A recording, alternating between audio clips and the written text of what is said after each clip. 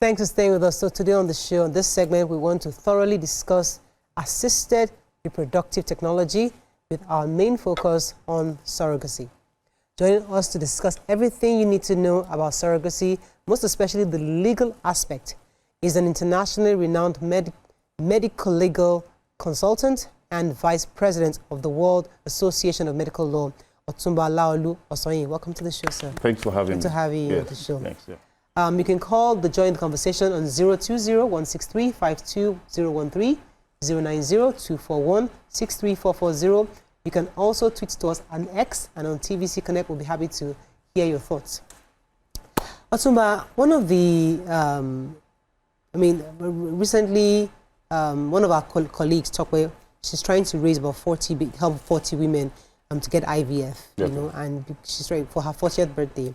And one of my concerns is that the legal part of IVF. I mean, we'll come to surrogacy in a second, but there's always that thing of how many times do I do? Like, how do I even go about it? Yeah. Are there legal things to consider before that decision? How do I protect myself as a mother, as a potential mother, in this issue of assisted fertility? Yeah. So let's start with that before we now go into surrogacy.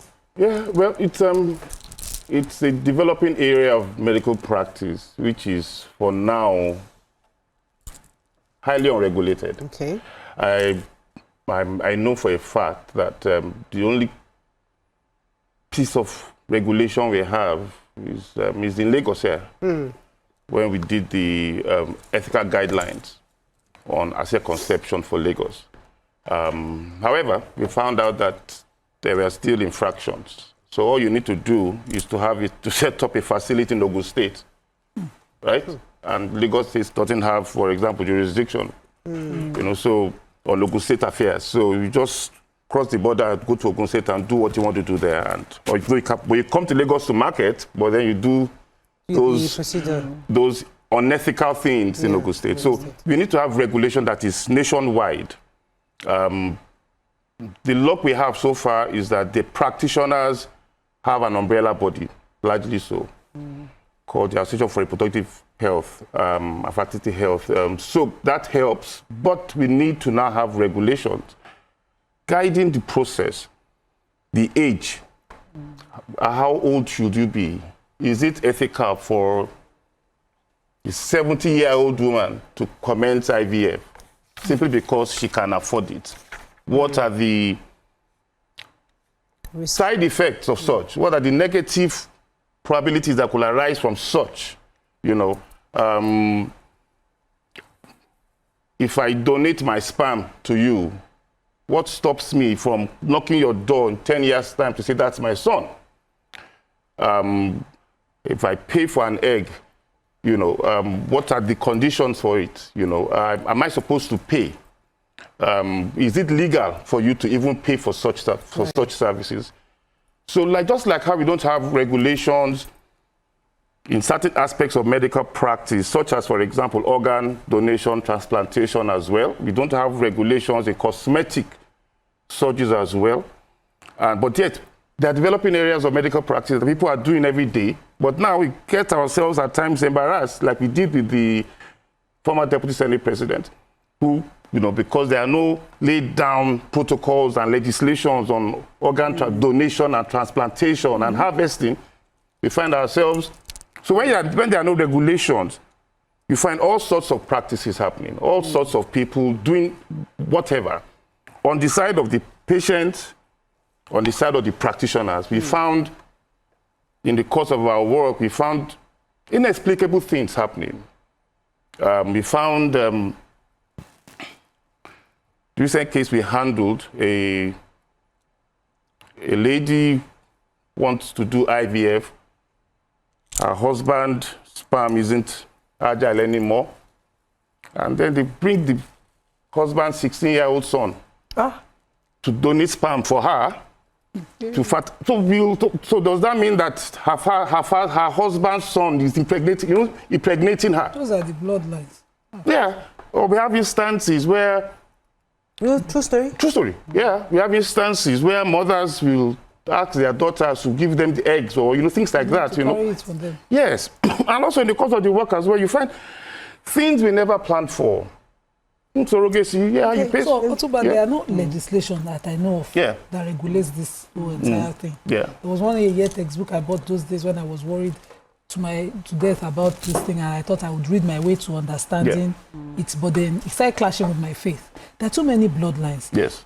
Surrogacy was supposed to be a solution to, a woman whose entire uterus or body cannot carry through pregnancy. Yes. But now I cannot not have problem, and I have money, and I want to be snatched for life. I can just go and pay somebody for it. Yes. There's really no reason. The reason will be just that I can afford it. Yes. There's also the issue of IVF now. I can just look at my daughter, she can't carry it through. I'm the mother. Those areas of lines of who is now grandmother, how, the entire confusion. Yes. What can we say should legislate it? How is it legislated really? And what can we use to put sanity in the entire thing? Basically, we have to, first of all, we are trying to do the legislation, for example, it has to be generic. It has to be homegrown.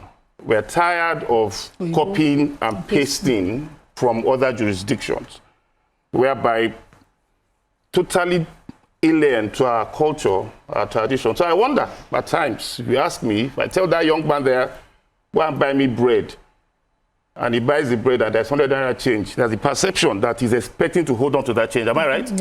Yeah.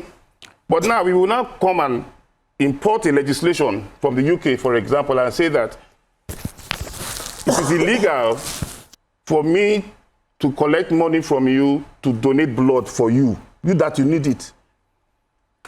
I can go to jail for collecting money because I'm donating blood. I'm donating sperm. I'm donating my kidney. So what do? When you criminalize such, which we have done now, you create avenue for organized crime. Yeah, you create avenue for organized crime. So when we are doing legislation, let it be generic. What is the mindset of our people here? Yeah. So for example, in Iran, you pay for a kidney, you pay for organ, but they have their conditions for it. So we must begin to look at something. So we should not just hook, line, and sinker, in copy and just paste. The only thing you change there is put Federal Republic of Nigeria there. Meanwhile, you have copied from Ireland. Totally different worldview and perception from us here. So it's important that we regulate it. Okay. Yeah. So like we've had situations where you pay a hospital to freeze the egg or fertilize the egg, and then during the course of implantation, and things go wrong, and then they take another egg and stuff, and then by the time you have the baby, it's not, and they do the test, you find out that it's not your child. You've gone through the whole stress and emotional stress, and then we've had a situation whereby the mother has said, this is not my child, so I'm not going to take this child. Do you understand? So where there's no legal framework in this situation, now what now happens to that child that has nothing to do with what really protects that child? Okay, we have been involved in several of such instances. Recently, we just finished a case now where a couple, got this surrogacy arrangement. The man donated the sperm. They live in the UK, and they came back with the intention of taking the twins to the UK. And it does DNA, and 0.0% kids are not his. What happened? What happened? Did they use the wrong semen? It's possible. Errors could happen. But those are reasons why we need legislations. Also, recently too, a girl, I would say a girl because she's quite relatively young, 24, 25, has the money and says, okay, I don't intend to carry. I want to pay a surrogate. Wait a minute, I can afford to pay for 3 more. So I want to pay for 4 surrogates at the same time. Why? Because I can afford it. Those are the kind of things we are talking about, that we need to have legislation. There has to be a data. It's okay. As a lawyer, who are we engaging to get these legislations done?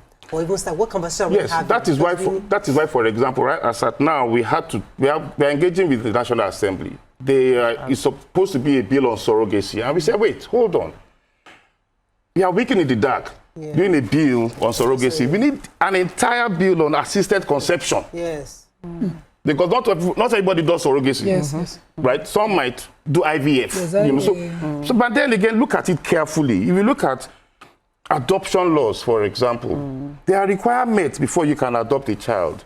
Because they say the Child Rights Act will tell you that the interest of the child is most paramount. So what do? The agency regulating that will scrutinize the parents, right? What job do you do? Are you physically, mentally, financially capable of adopting a child? Criminal record. Why are we not asking criminal record? Why are we not asking such questions for IVF and surrogacy? Yes. Do you do drugs? Do you do drugs? Do they go to your home? Do they check you out? Do they scrutinize? Do they do background checks? That is why we need to have legislations. Just because we have the ability to do it doesn't mean we should just do it and it's an commercial affair. So there's also this new trend of egg banks. You know, women are now being advised that bank your eggs or you don't know what is going to happen. And egg removal from young girls for ridiculous amounts of money. Some young girls in school say, okay, for an iPhone, you can take my eggs. Yes. And the consequence was too grievous for one of them, where the entire center of that ovary, I think it was a right ovary that had to be, that was taken out. Yes. You know, so how bad is it in practice that you have seen? And what do you think can be done? It is before this ban on Dubai, that was the easiest way for some young girls to travel for shopping. Was to go to a fertility center, get their eggs harvested, they get paid for it, and they. But again, they're also supposed to. Yes, there's also supposed to be a database. You need to have a record, so that she will not come to your facility this month, and in 4 months' time she comes to hers, and then you know that kind of thing, and you know, so you just might find out that you might have a population of people be the same mother. You know that kind of, so there has to be some form of regulation. The same way within even sperm donation and things like that, there has to be. Because some men just go around spend banks, collecting money, and I think they do it even in America. They just collect money different places, donating their sperm everywhere. So I think already we have a lot of human beings who are siblings and they don't even know. Yes. Now my question is, so we understand the need for regulation. Yes. You made that very clear. But as of today, a woman wants to have a child, and she's looking at the options. As a lawyer, what option do you think is most, I don't want to say moral, or which one is most appropriate, do you think, for her, such that she won't get into trouble or there won't be any issue? What's the one that... Assisted conception is, aside from adoption, is probably this, to my knowledge, the other way out of having, aside from natural conception. You just ensure that everything you do it with, first of all, you're talking to proper experts. There are lots of people, experts there who are not really experts, but people who have observed from their bosses or from, people who have observed and they're trying to imitate what they've seen. So try as much as possible. Most of the time, these experts have an umbrella body, which I mentioned earlier. So try as much as possible to do that. Then secondly, again, is that ensure that everything you're doing is ethical.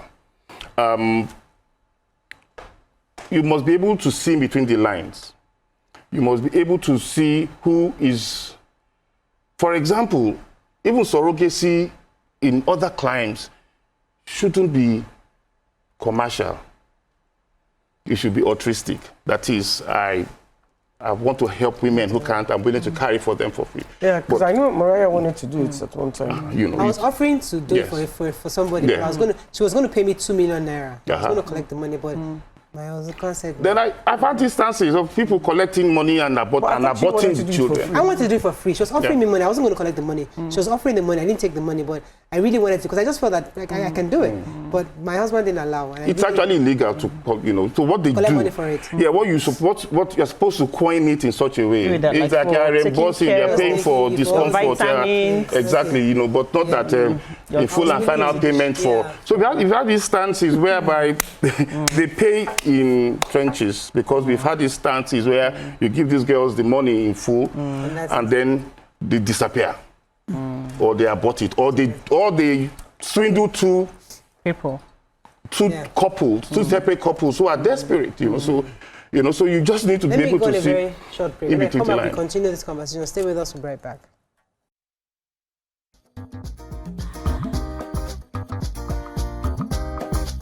Stay tuned.